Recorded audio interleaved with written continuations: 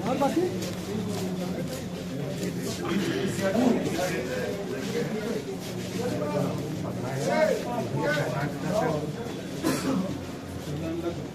Line लग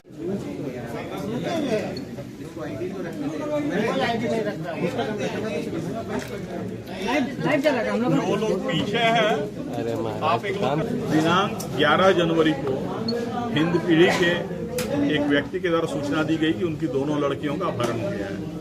उन्होंने बताया कि वे जो है कांटा टोली में मंगल टावर है, वहां आधार कार्ड सुधरवाने के लिए निकली थी, पर रास्ते में से उस लड़की का फोन आया और फोन में उसने बताया कि उससे ऑटो वाला उनके साथ जबरदस्ती कर रहा है और एक तरह से उन्हें किडनैपिंग करके ले जाया जा रहा है। दोबारा भी जो उनका ऑडियो आया उसमें था कि वो किसी जंगल में फंसी हुई है और वहां से उन्हें ट्रक का लाइट दिख रहा है। इस तरह की बातें आई जो बिल्कुल अपहरण की कहानी को बता रहा था।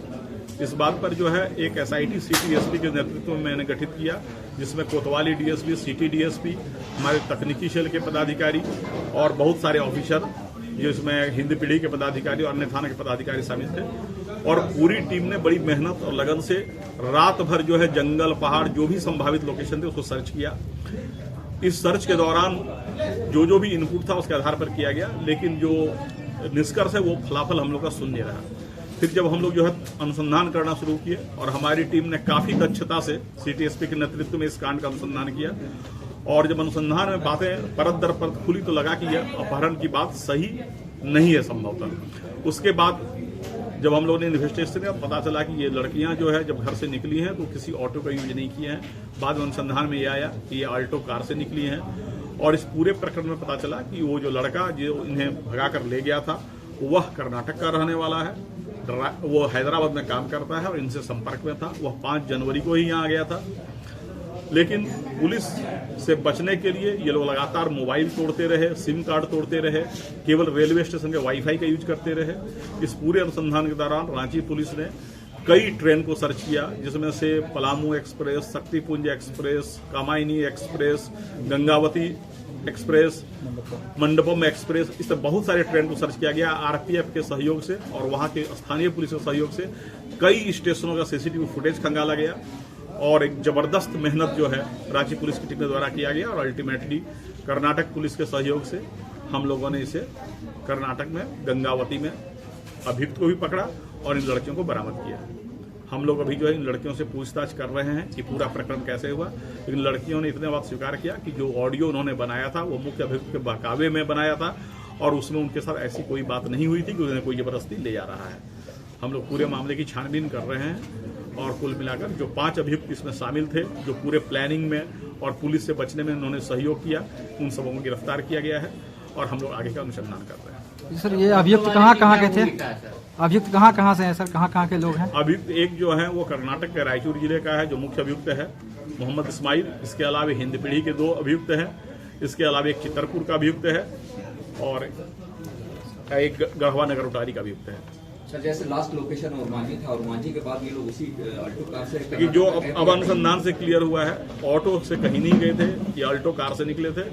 और पूरे अनुसंधान से यह क्लियर हुआ कि यहाँ से चितरपुर से फिर कोडरमा से गया से दुधी से बनारस से नागपुर से गंगावती कर्नाटक जा रहे थे। सर लड़कियां जब अपने मन से निकली तो आखिर उससे किडनैपिंग का शक क्यों दिया गया? नहीं, अभी जो है लड़कियां मन से निकली है या वो किसी दुष्प्रभाव में बोल रही हैं, जब तक लड़कियों को हम लोग काउंसलिंग करके उन्हें परफेक्ट नॉर्मल कंडीशन में नहीं ले आए तब तक कुछ भी कहना प्रीमेच्योर होगा। और दूसरी बात है कि जिस तरीके से पूरे प्रकरण को रचा गया, झूठी बातें फैलाई गई, लड़कियों को लगातार उनके गार्जियन के कस्टडी से बाहर ले जाकर लगातार ट्रेन पर ट्रैवल कराया गया, ये अपहरण की ही बात है। सर जो ऑटो चालक है जिसके बारे में वायरल हो रहा था, या उनका कहना है कि मेरा मान सम्मान को ठेस पहुंचा, मेरे से कोई ये भी नहीं लिया गया और उसका वायरल किया गया और हमको बदनाम किया, जिससे वो ऑटो वालों पर भी जो है विश्वास कम हुआ लोगों का। इस तरह उस बात की भी हम लोग छानबीन करें, उस प्रकरण पर क्या क्या कार्रवाई। अभी हम लोग का मुख्य ध्यान अनुसंधान पर केंद्रित था, बाकी जो बातें फैली और अफवाह फैली उसके बारे में हम लोग अलग से छान। सर वापस लाने में किनका सहयोग रहा? वापस लाने में हमारी एसआईटी की टीम वहां गई थी और मामले की गंभीरता को देखते हुए हमने पूरी एसआईटी को एरोप्लेन से कर्नाटक भेजा और पूरे अभियुक्त और जो लड़कियां बरामद उन सबको हम लोग एरोप्लेन से लाए ताकि मामले में कोई विलंब न हो, क्योंकि बहुत तरह की भ्रांतियां फैल रही थी और शहर में एक तरह का अलग तरह का वातावरण पैदा हो रहा है। जिस तरह से ये लोग सोची समझी ये प्लानिंग के तहत ये कार्य किए हैं, पुलिस को गुमराह किया गया, गार्जियन को गुमराह किया गया, उसके लिए भी कानूनी प्रावधान है और अब ऐसा लगे तो हम लोग कानूनी प्रावधान के तहत उस पर कार्रवाई करेंगे। सर, राज्य के मुख्यमंत्री हेमंत सोरेन इसमें संज्ञान लें। माननीय मुख्यमंत्री का शुरू से निर्देश था कि इस कांड को उच्च प्राथमिकता दी जाए और किसी भी तरीके से सबसे पहले लड़कियों को बरामद किया जाए, और माननीय मुख्यमंत्री के निर्देश के आलोक में ही मैंने एसआईटी का गठन किया था और एसआईटी ने काफी अच्छा काम किया। सर, अगर लड़कियों का इन्वॉल्वमेंट इसमें होगा तो उन लोग के साथ क्या किया जाएगा सर? कानूनी कार्रवाई उसके लिए प्रावधान है। अगर आप जो है पुलिस को झूठी सूचना देते हैं तो उसके लिए भी कानूनी प्रावधान है। सर, लड़का लड़की जो है वो कितने दिनों से मतलब जो है संबंध में, वो उनके आपसी संबंध के बारे में अभी कुछ भी कंक्लूसिवली कहना उचित नहीं होगा। हम लोग उस बिंदु पर छानबीन कर रहे हैं, बरामदगी हो गई है, बाकी बिंदुओं पर हम जब पूरी तरह से निष्कर्ष पर पहुंचेंगे तब बताएंगे। ठीक है। ऐसी कोई सूचना हम लोग के पास नहीं है। Thank you sir. दे दीजिएगा थोड़ा हम लोग पीछे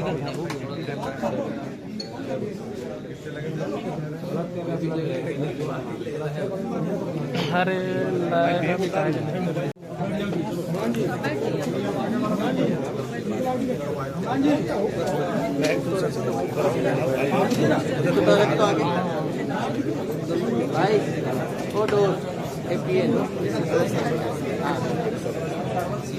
कमल भैया गाड़ी ले जाए।